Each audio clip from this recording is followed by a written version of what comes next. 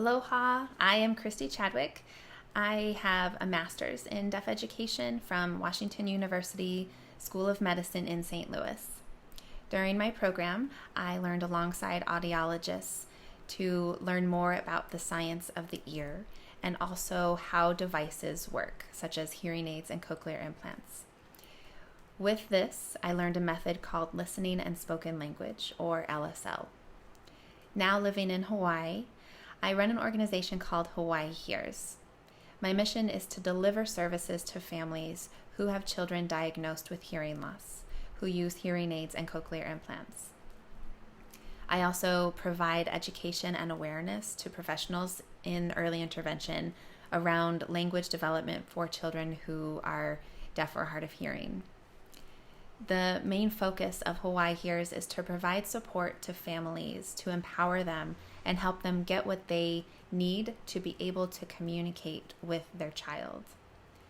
In this series, we hear from audiologists, teachers of the deaf, parents of children who are deaf, and individuals who are deaf or hard of hearing.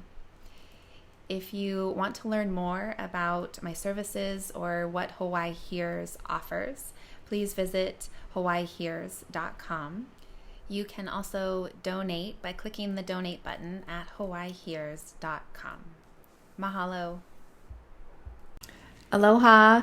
This is a video with Andrea. She is the president of AG Bell in Alaska. She has a daughter named Amelia who's 8 and joins us for the video to discuss her perspective of being a child who's deaf in the classroom. We hear from Andrea about the story of raising a child in Alaska who is deaf and talk a little bit more about the experience that they've had in raising awareness for listening and spoken language in Alaska. Enjoy. All right. Hi, Andrea. Hello. Hello. And this is Amelia. Hi, Amelia. Aloha. Aloha. Thank you. Nice of both of you to join me for this special interview to talk about yourself and how your experience has been in Alaska.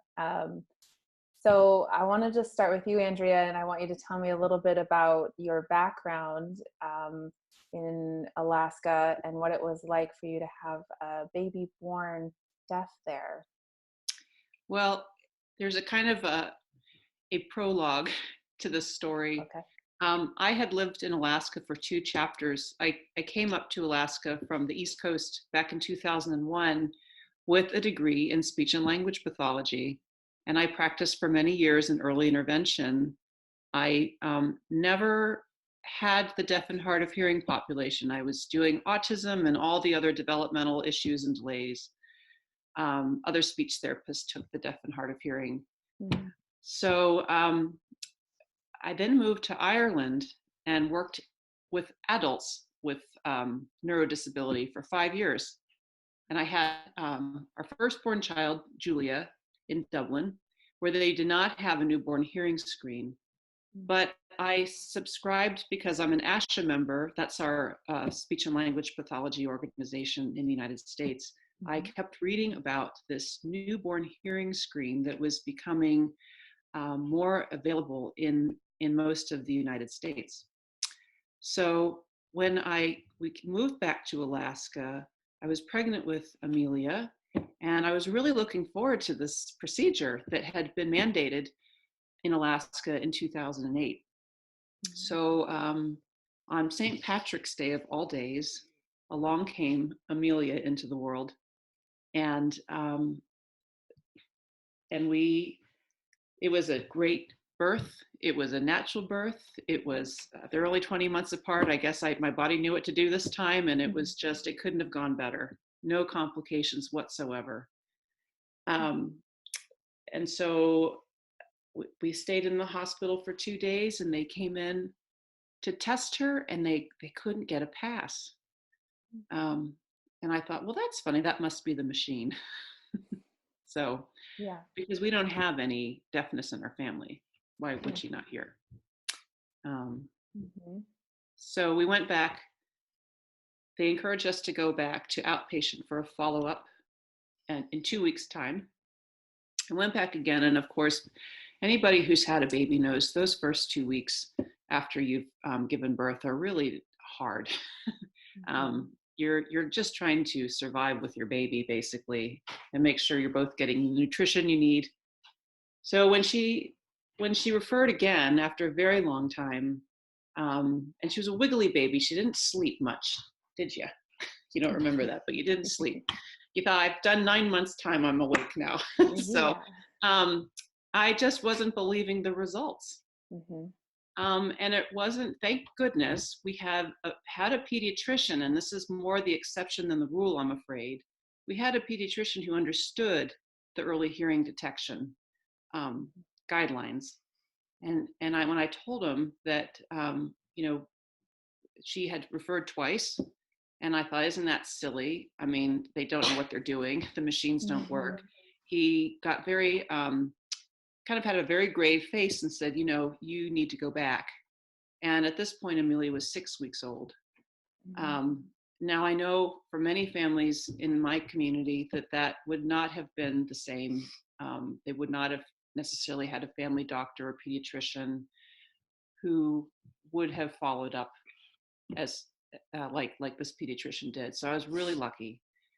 Um, and and so we went back a third time, which is probably one time too many in retrospect.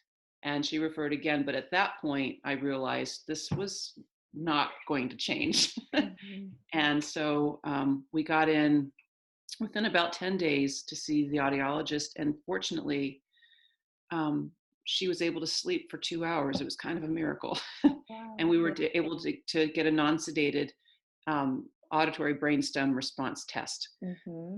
And at that point, it disclosed that she had moderately severe hearing loss, very on both sides, um, and and so that was kind of the sea change happened. And my husband and I, looked at each other and said, "Okay, this is the beginning of a big journey that we weren't expecting." Right. Ooh, yeah. So in the time before the official ABR results came through, she was, 7 months, about 8 weeks around there, 7 or 8 weeks. Yeah, about 8 weeks is when we got the ABR results, and it's Mhm. interesting because it was hard to know. The only way we think we know that babies are hearing, but we don't know, is if Right. they startle to sounds. But a newborn baby is very jerky. Yeah. They have a lot of reflexes they've yet to integrate. So they look like they're startling at Mhm. things when they're not startling to sound. Their little nervous systems are just moving in ways that makes us think they might be startling or Mhm. reacting to sound. Yeah. So one of the things that my husband pointed out after maybe the second time that Amelia referred on her newborn hearing was that when he sneezed with our first child, she would jump, Mhm. and very quickly to Me? that sneeze. No, Julia would do that. And Amelia didn't do that, but also we were living in Ireland where I think there were more spores and mold. And I said, well, you sneezed more back in Dublin. It's drier in Anchorage and you're not sneezing. So I was really like in denial. But there was one particular day, we turned the vacuum on upstairs, and I thought, oh, and she startled, but I realized that was just a coincidence. In Mm. retrospect, it was a coincidence. She just did kind of a little jerk that had nothing to do with the vacuum. Um, Mm. so if there was a startle, it was delayed. It was a very delayed startle, and and but the telltale was when I started realizing that she did not pass the newborn hearing. I was nursing her while I was eating my dinner, and I let, being kind of a butterfingers, I let my utensils fall on the plate, and that obviously makes a very loud clatter. And she was right next to it, and it took several seconds for her to even kind of move, and that Mm.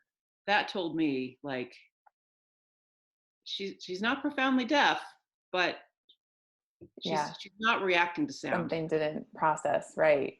Yeah. Yeah. Yeah. So you're So starting to accept it.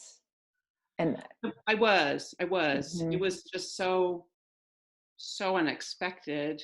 And mhm, again, I know I'm a speech and language pathologist, and people thought I knew what I was doing, but I didn't, because this is a very specialized area and yeah. it takes a special understanding.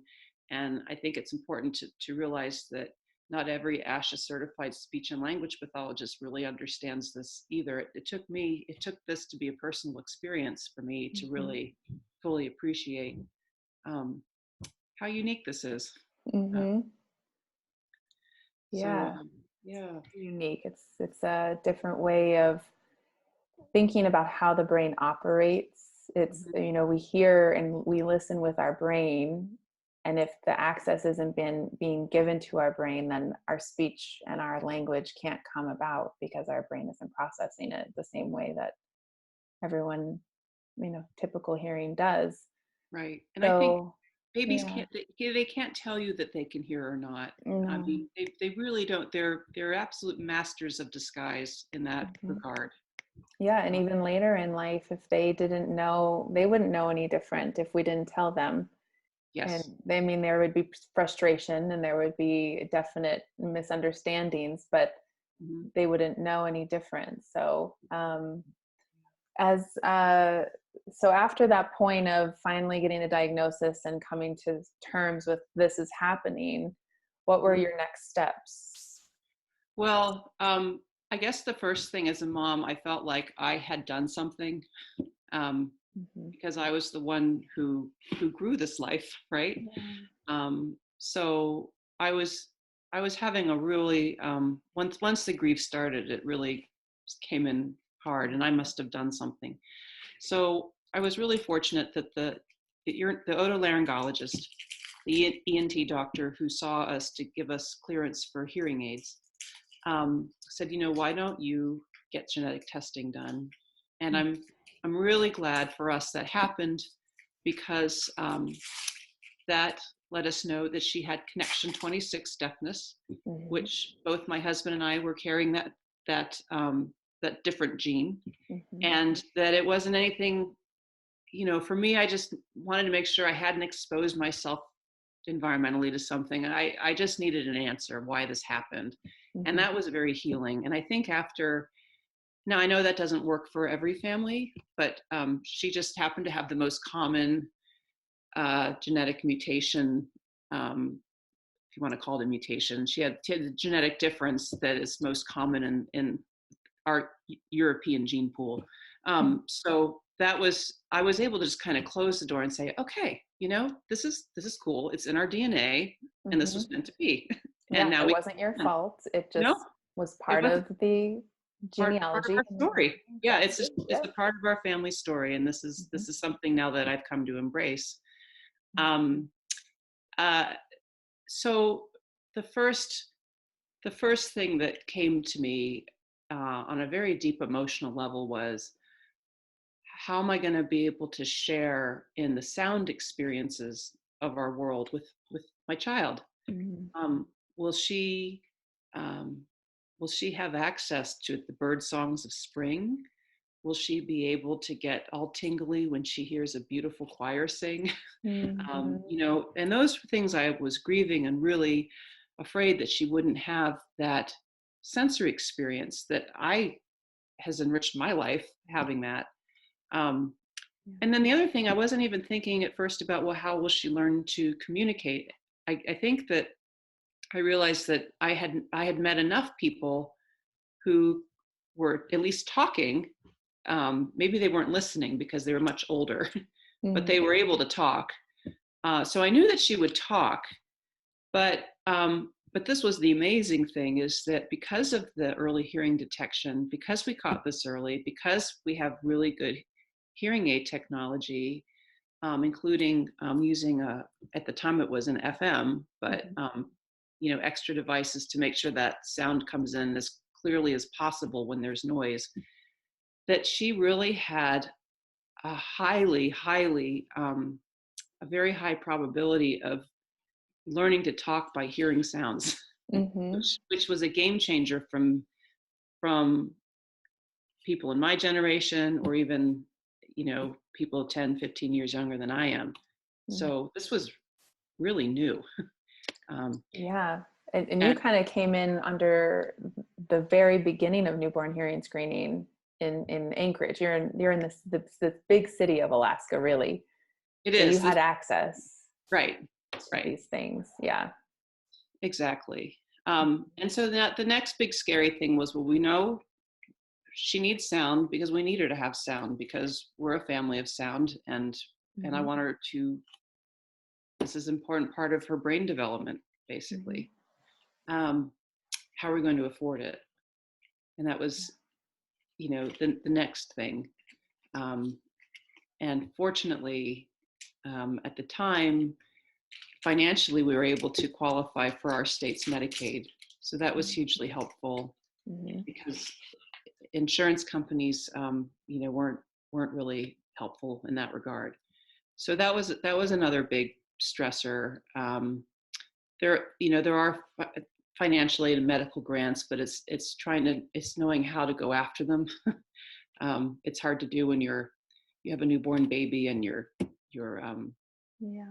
breathing and adjusting and all those things. Yeah. So we were fortunate. So you were able to get some state Medicaid help in that, and that provided you with hearing aids, ear molds, right? Appointments, services. So was that early intervention?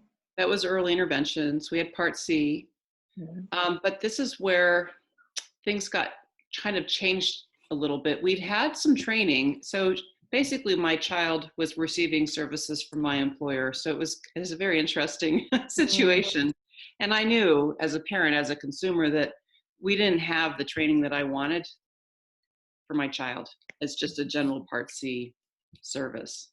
We definitely had some speech therapists who were going for their professional preparation for cochlear implants. So that was really wonderful, which wouldn't have been found in most infant learning programs. But I didn't have access. I knew I'd been connected with AG Bell at that point, and that was a huge clearinghouse for resources that I needed, basically. And through them, she was about a year old, and I said, I need more. I really need more. I know that there's a lot more that I need to do to help her learn to listen, so that she can learn to talk and learn to read and learn to interact with people. So, and learn to appreciate the sounds of nature and all those things. So was there a chapter for AG Bell there at the time? No, there wasn't. So it was national. You were reaching out to figure out some resources that did they have the scholarship at the time? So this was really helpful. I was able to get a parent-infant scholarship, a financial aid award. And actually, I think I got it 3 years in a row, and it was so helpful.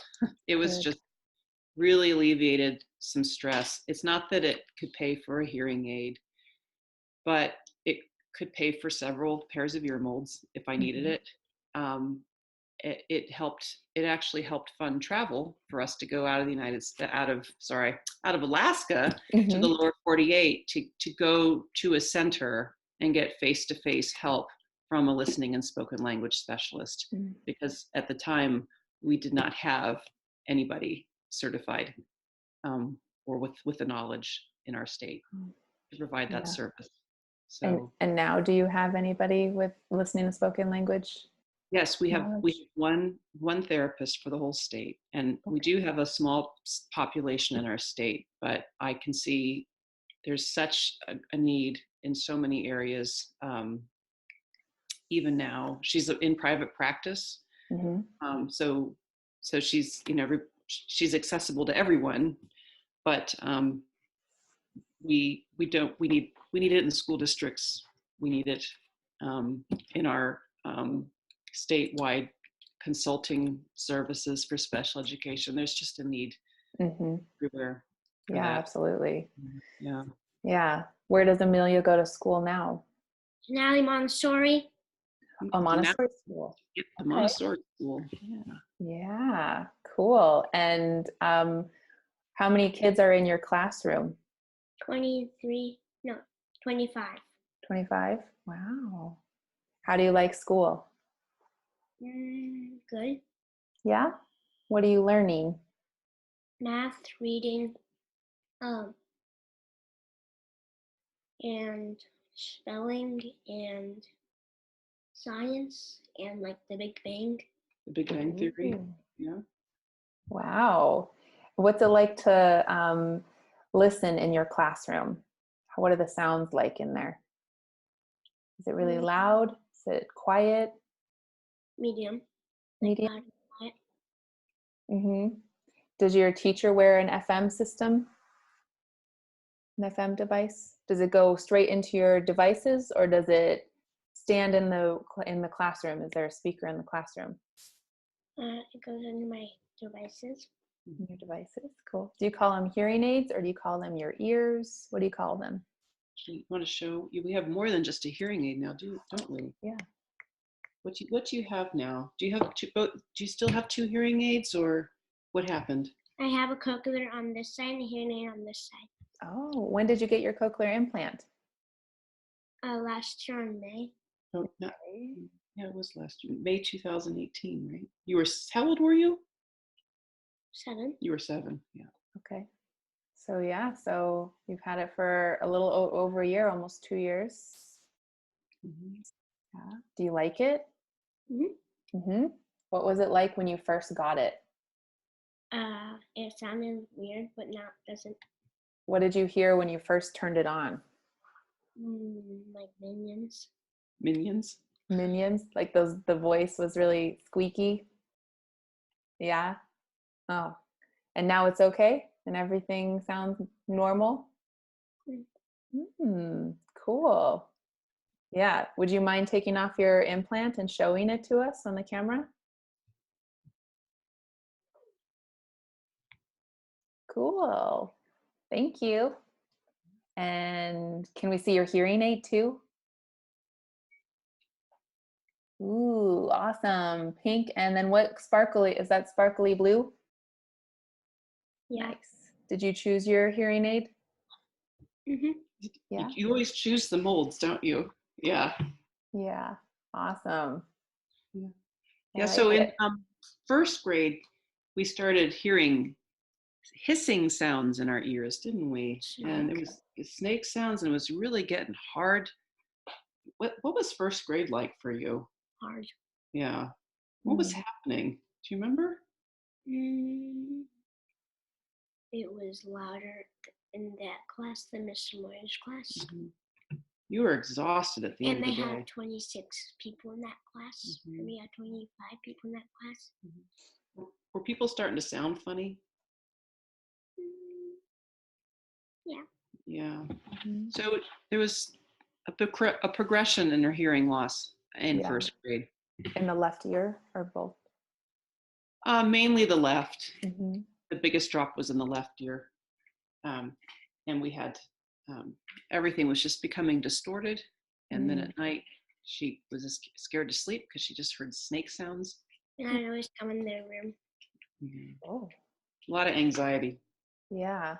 Mm-hmm. So how did you decide to do the implant? Did you both decide that together? Well, I don't remember. You wanted the implant, you said, but you were really nervous about the surgery. Mm-hmm. Yeah. Yeah, that's okay. It can be kind of scary to go have a surgery and then come out and it'll be a little bit different, but it seems to have adjusted well, and now you can hear pretty well with it. Mm-hmm. Yeah. Are you happy that you got the implant? Yeah. Yeah. Cool. And Mom, what was that like for you to decide about the implant? Oh, it's always a little nerve-wracking, I guess, because you don't know what, you're going to gain something, but you're thinking, well, you're going to lose something too. So, but I think that's changing as surgical practices are changing and technology is changing. But and you always want to think, well, can can I hold out any longer to see if this next model of cochlear implant, you know, is better, but yet she's young, her brain's young, she's really got to get high integrity sound in there. Because you're doing fourth grade geometry now, but you were struggling academically at school and you were really anxious in first grade. And once we got the cochlear though, she did lose, the residual hearing was already starting to go in her left ear. So she doesn't have residual hearing post-implant. And, you know, the surgeon was very upfront with me saying, I don't know if I can preserve any hearing. And you hear echoes in that ear, you hear something, but you can't detect any speech, right? Right. So I have to speak in her hearing aid ear when her ears are off. She can still. I can hear it humming. You just hear humming, yeah. Mm-hmm. But what we traded was this amazing sound experience and soaring of self-confidence, reduced anxiety, much better mental health. Her, she is blossoming. And do you remember this, Amelia? After Dr. Voigt, Dr. Jess activated your cochlear, you were at work with me and you said, Mom, what did you ask for? You said, I love my cochlear. This is 48 hours after. I love my cochlear and I want to get another one. And do you keep nagging me to get another cochlear on the other side? Mm-hmm. Yeah. Oh. I won't stop nagging you until I get one. What's that? Say that again. I won't stop nagging you until I get one. You won't stop nagging me until you get one. Okay. She wants another one. Yeah. So I want to know how Amelia became such a strong self-advocate. Do you know what that means, Amelia? To be a self-advocate? To have that confidence to ask for the things that you need and not be afraid to do so. Mm-hmm. And you know what you need, you know what you want, you know that you want another implant on your right ear. How did you get to be, how do you know that you need one? Or that you want one? Because I can hear better with it. Okay. Yeah. What are the things that you can hear now that you couldn't hear before that makes life better for you? Birds. Uh-huh. Mm-hmm. And the cars better. You can hear cars so you feel safer when you're biking on the road. Yeah. Mm-hmm. Yeah.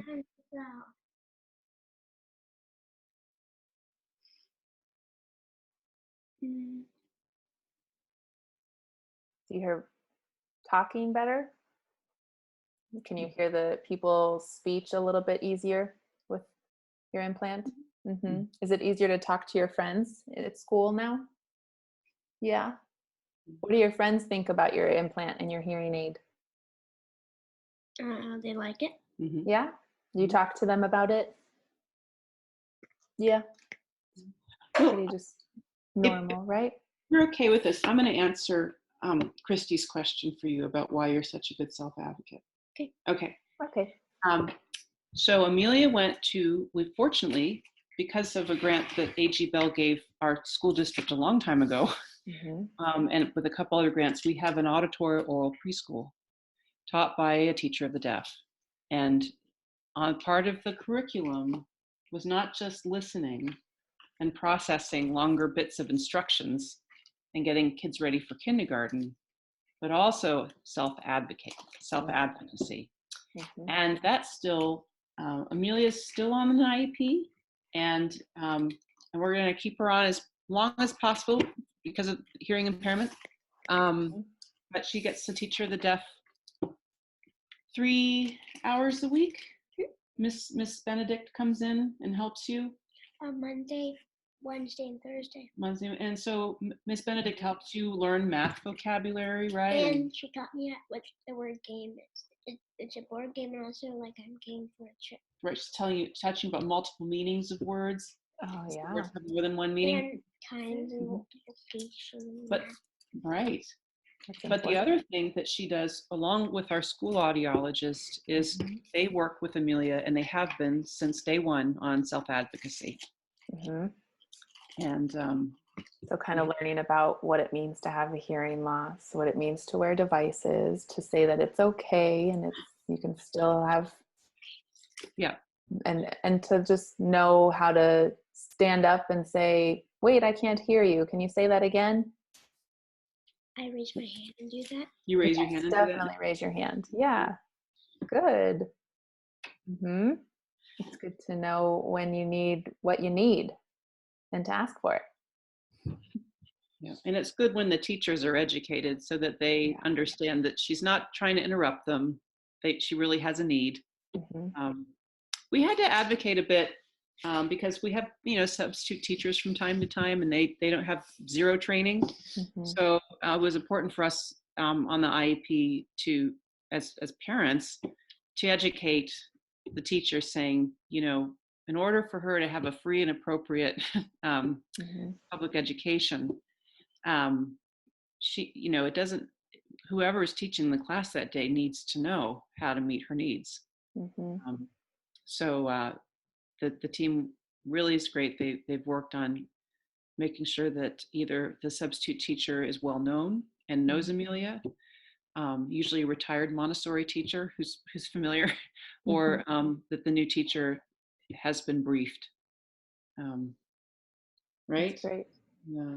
Yeah, that's helpful. It's helpful to have the familiarity, and it's definitely worthwhile in terms of FAPE to make sure that all of those things are in place where the teachers understand what it's like. You have an audiologist, you have access to that audiology, you have access to the teachers of the deaf.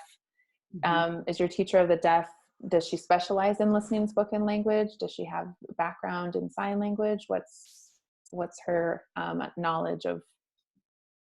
I think they all started, given they're closer to retiring age than not, that they probably all started out signing. But over the years, they've realized that listening and spoken language was going to give the child more choices in the future, and that these families had no history of sign language or deaf culture. So really trying to help the child succeed in the native language and culture of the family, and in our case, same as the school districts, we're English speaking. So, and also in terms of literacy as well. So now, to my knowledge, that the teacher of the deaf that we have is definitely a proponent of listening and spoken language, and is very much, even though she doesn't carry a certification, she probably could. She studied, she understands and she has the experience with working with cochlear implants and hearing aids. That absolutely. Yeah. That's excellent. And like you said, in terms of, deaf education and speech language pathologists, there's a unique area that comes into play when we talk about listening and spoken language. It's very different than just focusing on speech and language. It's very different than just talking about having a hearing loss, and we have to figure out the way to kind of bring that together and close that gap of understanding that language and hearing go together. And when there's a deafness, that we work with the families and figure out how to do that. So that's kind of my segue into talking about AG Bell and the presence that it's now had. So I'm starting it finally, just like I just jumped into the president role for AG Bell Hawaii.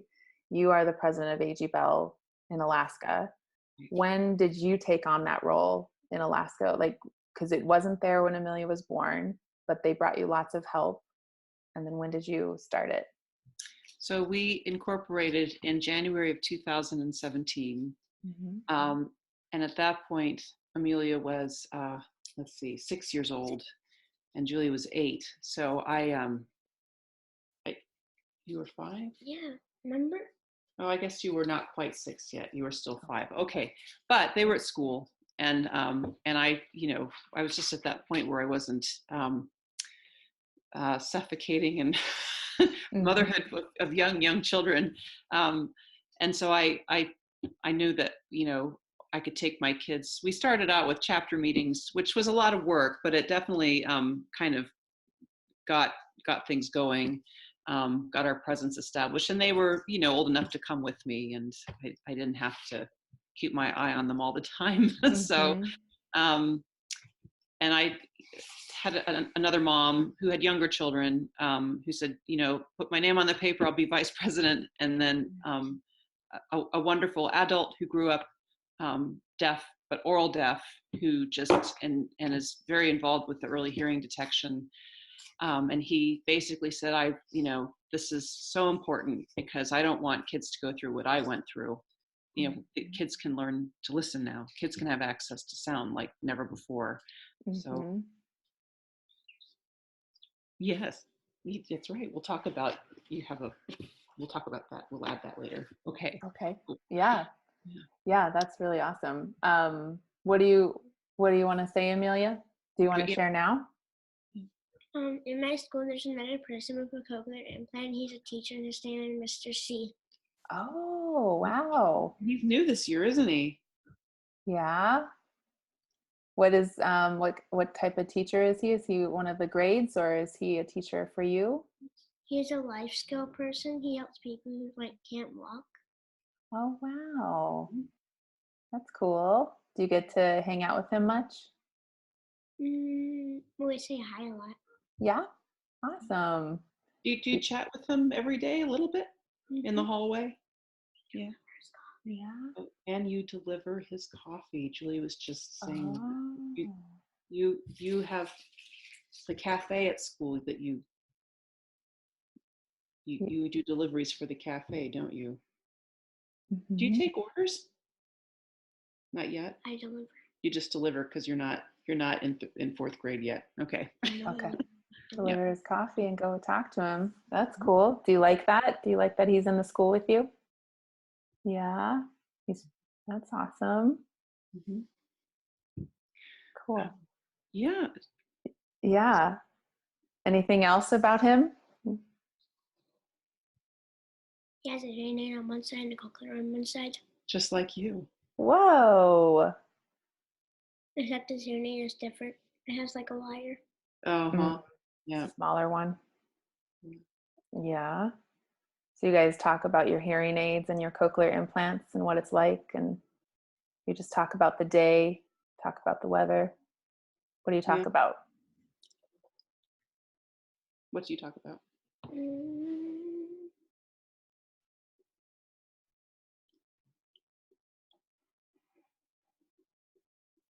Is it more like, how are you? I'm fine. Yeah. Yeah. Cool. Yeah. That's really fun. So I was wondering about the population, the deaf population there. Are there mostly signing individuals? I mean, I know there's the School for the Deaf in Anchorage. Yeah, there's definitely, there is a signing community here. And there, yeah, I would say we definitely get to integrate a little bit because one of the teachers in the deaf school, who's signs only, she's a fellow soccer mom. So last year, Amelia and her son were on the same soccer team. So so that's, but there is a deaf community here, and even though we have a very small population, it's definitely here in Alaska, and wanting to maintain the critical mass like a lot of deaf communities do around the United States. Yeah, definitely. I know we could probably talk more about what it's like to have this aspect of listening spoken language in your small community, and we can talk about the ruralness of some of the areas that you're in. And but maybe for just the last little bit, I just wondered if you want to talk a little bit about what it's been like since you started with AG Bell to really get the word out about listening and spoken language? How have you seen the landscape change from Well, I think, before?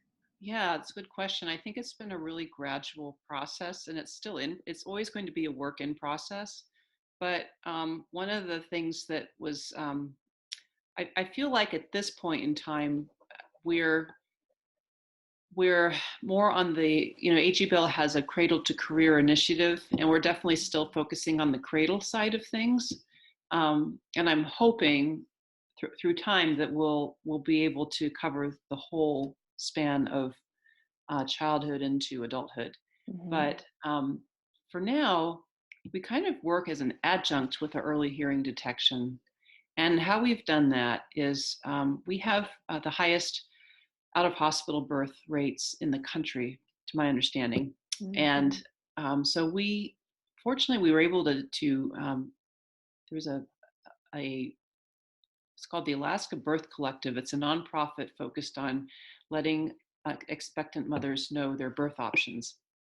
Mm-hmm. And they have fairs twice a year where midwives and doulas attend, and but even now pediatricians are attending.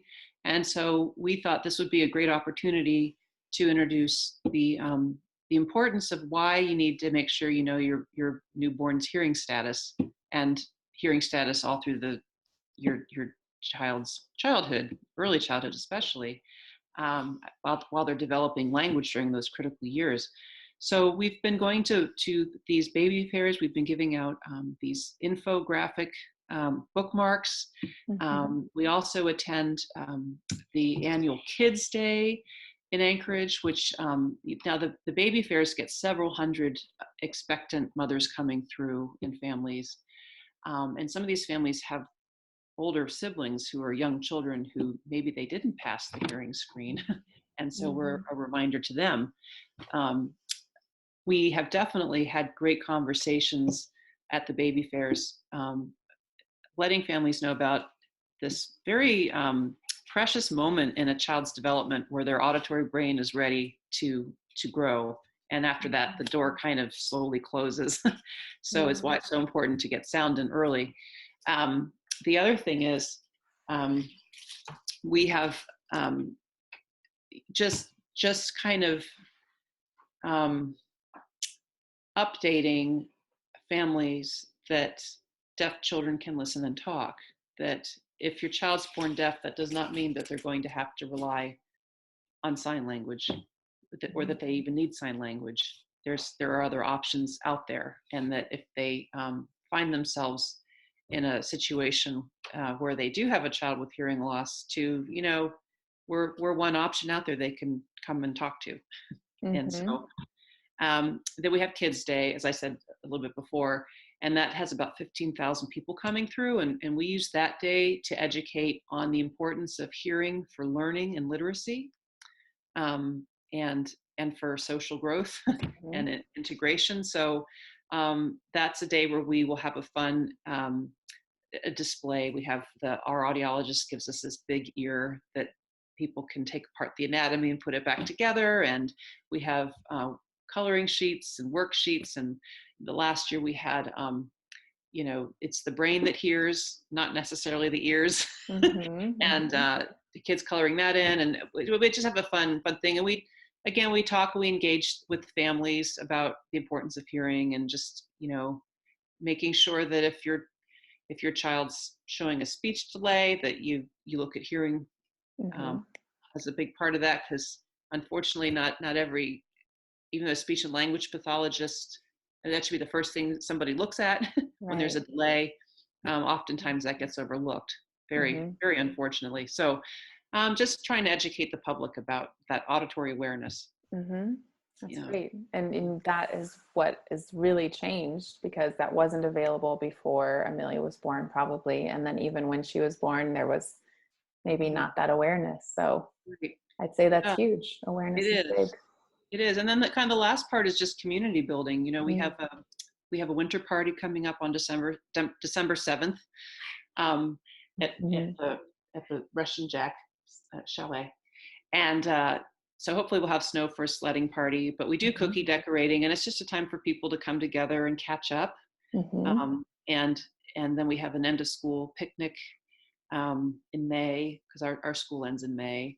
And so that's just, yes, it's time for people to reunite, reconnect, and, conversations that have happened where a parent with a newborn asks another parent what genetic testing was like, and, what these experiences. So there's just this kind of spontaneous mentorship happening, and people keep each other's numbers, and then they can lean on each other, because we're a small group.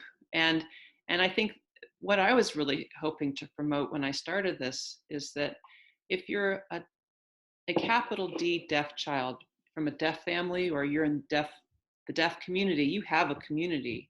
You have people like you, and you know where each other, you know where you're at, and you can meet up, and there's a really great social network. But when you where we haven't really done a great job with listening and spoken language, and where we need to go is we think that children with hearing loss are just going to fully 100% integrate, and I think that generally that's the case. But there definitely is still why am I the only kid in my family or in my school that I can't just use my ears, I have to have technology. And so identity is important, and knowing that, well, actually there are a lot of children who have a cochlear implant and or hearing aid, and they don't sign either, and they talk and they listen just like you, and because they have their own triumphs and struggles, just like a child who signs might have his or her own triumphs and struggles. And so I think just getting families to connect when their children are young, because I'm noticing as children get older with these things, they feel isolated sometimes, even though they're maybe succeeding academically. It's just nice to know that there's a kid who, they can listen and talk, they can engage like everybody else, but they do have equipment, and that does matter. So it's nice that there are friendships made among the children. Yeah, that's excellent. And I'm impressed with the way Amelia has been able to talk with us and be able to self-advocate, and it's pretty impressive. So I can see that's a testament to you as a mom too, for putting forth that effort. So, well, and also we've had a big distraction of Halloween I candy. know. Well, that's always good too. I know. So even better, she's just like sitting and talking and eating candy all at the same time. Thanks, Amelia. You can have candy when you're done, but thank you so much. Thanks for telling your story. You're welcome. Thanks for letting your mom tell us your story too. You're welcome. Yeah. All right. Well, we're out of time, so I'm going to let you guys go. All right. Well, thank you. Mahalo. Yeah, you're welcome. Yeah. Right. Aloha. Have a lovely rest of your day. Yeah. Thank you. You too. Thank you. Okay. All the best. All right. Bye. Yeah. Bye. Bye.